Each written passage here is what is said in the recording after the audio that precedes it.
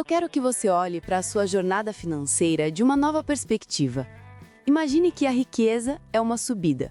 O topo é a liberdade, mas a base é uma parede íngreme, dolorosa, que parece não ter fim.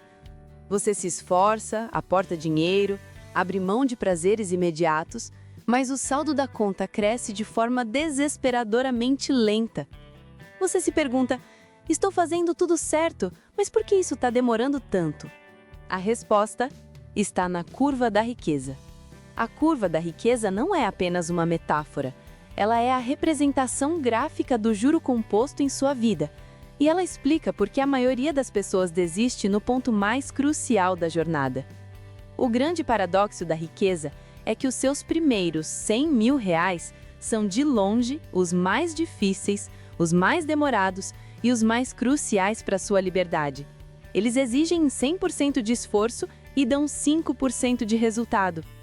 Neste vídeo, vamos desmembrar a matemática por trás dessa curva, entender a frustração que ela gera e, o mais importante, vou te mostrar a estratégia mental para você sobreviver à fase da escalada e, finalmente, alcançar o ponto de virada, onde o seu dinheiro começa a fazer a maior parte do trabalho.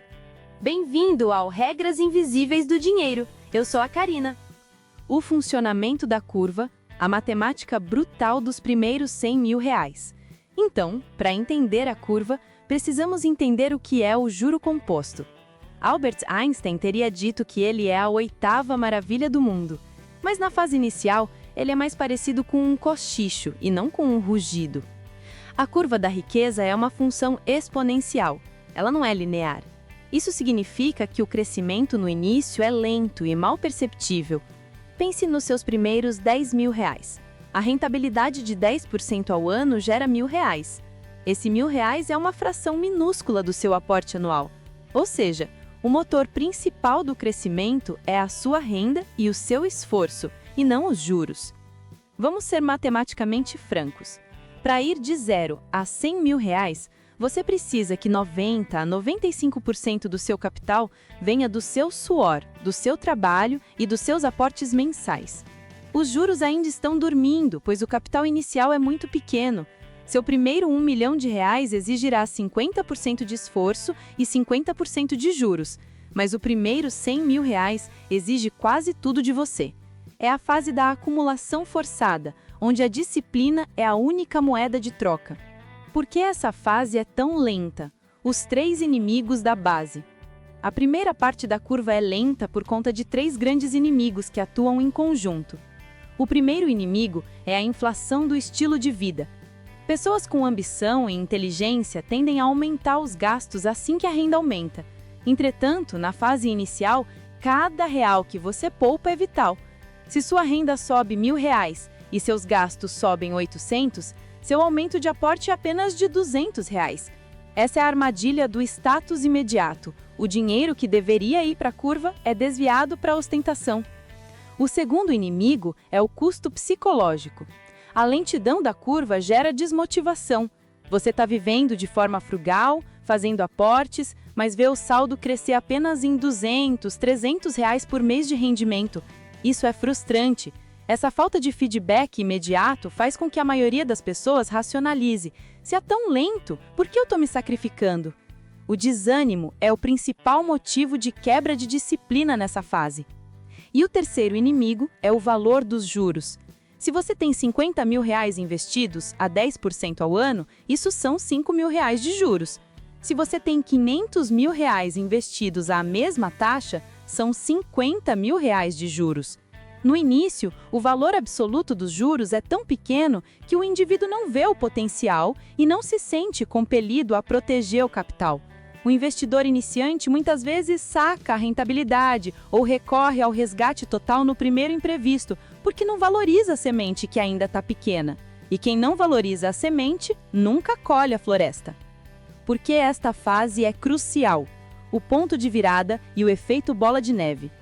Se você sobreviver à base da curva, você desbloqueia o verdadeiro poder do juro composto. O primeiro ponto crucial é o ponto de virada. Este é o momento em que a rentabilidade dos seus investimentos, os juros, se torna maior que o seu aporte mensal. É o momento em que o dinheiro que o seu dinheiro gera supera o dinheiro que o seu trabalho gera para o investimento. Matematicamente, o seu capital passou a ser o principal funcionário do seu crescimento. Pense assim, se você aporta R$ 1.000 por mês e o seu capital começa a render em R$ 1.100 por mês, o seu crescimento dobrou. E o que aconteceu com o seu esforço? Ele permaneceu o mesmo. O seu capital virou alavanca.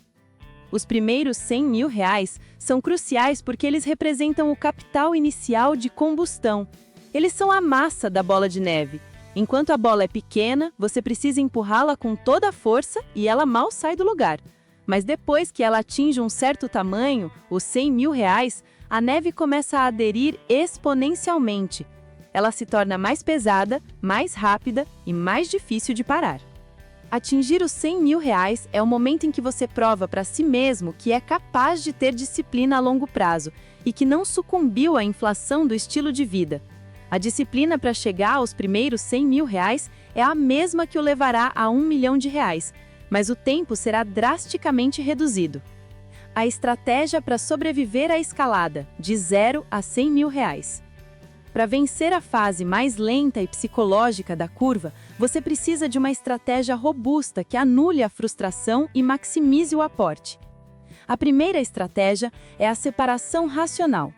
Você precisa encarar os seus primeiros R$ 100.000 como capital sagrado, ou seja, dinheiro que simplesmente não existe para o consumo. Crie contas de investimento separadas e com nomes pouco atraentes. O dinheiro precisa sair da sua conta corrente automaticamente, antes que você o veja ou pense em gastá-lo. Use o seu QI para automatizar a disciplina e não para tentar calcular a melhor ação. A segunda é reestruturação mental de metas. Em vez de focar no valor total, R$ 100.000, que parece distante, foque em metas de aporte percentual. Sua meta deve ser: eu vou aportar 20% da minha renda este mês, independentemente do que acontecer. Essa meta é totalmente controlável por você, traz satisfação imediata ao ser cumprida e remove a frustração de olhar para o saldo total que não cresce rápido. A terceira é maximizar o motor principal, a sua renda. Como o motor de crescimento nessa fase é o seu aporte e não os juros, a atitude mais inteligente é focar em aumentar a sua renda ativa. Mude de emprego, peça um aumento, invista em habilidades ou crie uma renda extra. Cada real extra que entra na curva agora vale em termos de impacto muito mais do que renderá 10 anos depois, porque o tempo trabalhará sobre ele por mais tempo. E por último, a quarta estratégia é o foco em milestones. Celebre cada marco percentual que a sua rentabilidade pagar. Quando seus juros pagarem a sua conta de internet, celebre. Quando pagarem a sua conta de luz, celebre.